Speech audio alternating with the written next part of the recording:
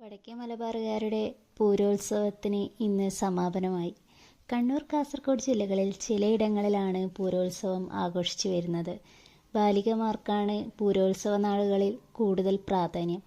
അവരെ പൂരക്കുട്ടികൾ എന്നാണ് വിളിക്കുക. പൂരക്കുട്ടികൾ പൂക്കൾ കൊണ്ട് കാമദേവനെ പൂജിക്കുന്നു.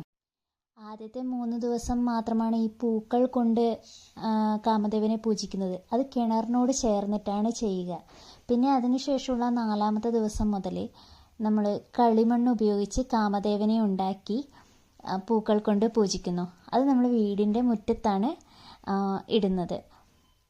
അങ്ങനെയാണ് വീടുകളിലെ പൂരോത്സവങ്ങൾ നടന്നുകൊണ്ടിരിക്കുന്നത്. ക്ഷേത്രങ്ങളെ വെച്ച് നോക്കുകയാണെങ്കിൽ അവിടെ പല പൂരോത്സവത്തോടനുബന്ധിച്ച് പല ആഘോഷങ്ങളും നടക്കുന്നുണ്ട്. പൂരപ്പാട്ട്, പൂരക്കളി അങ്ങനെയൊക്കെയാണ്. പൂരോത്സവമായി ബന്ധപ്പെട്ടിട്ടുള്ള ഐതിഹ്യങ്ങൾ പല സ്ഥലങ്ങളിലും പലതായിട്ടുണ്ട്. എനിക്കതിനെക്കുറിച്ച് പറഞ്ഞു തരാൻ കൂടുതലായിട്ട് അറിയില്ല, അതുകൊണ്ട് ഞാൻ പറയുന്നുമില്ല. പിന്നെ ഞങ്ങൾ പൂരം നാളുണ്ടെന്ന് കുറച്ചുകൂടെ വലിയൊരു കാമനയാണ് ഉണ്ടാക്കുക. പൂരം നാളിൽ കുറച്ചുകൂടെ വലിയ കാമനയുണ്ടാക്കി ഉപ്പില്ലാതെ കഞ്ഞി പ്ലാവിൻ്റെ ഇലയിൽ തിരിയിട്ട് കത്തിച്ചിട്ടാണ് കാമന് വേണ്ടിയിട്ട് കൊടുക്കുന്നത്.